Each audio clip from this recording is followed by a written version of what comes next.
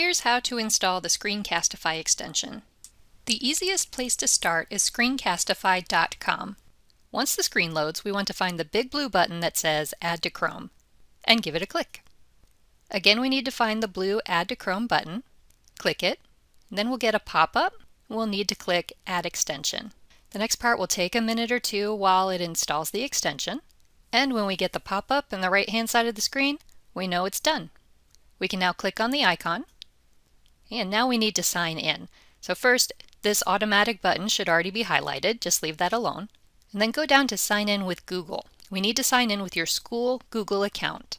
You may already be signed in. If not, you'll again have to click Sign In with Google. And remember, your school address is the one that ends in @psd202.org. You need to use your school email address. Almost there. We do need those two boxes checked, the camera and microphone and drawing and annotation tools, and then we'll click the blue Allow button. It gives you some more information about what that does. Go ahead and click Allow again, and you're all set! Hooray!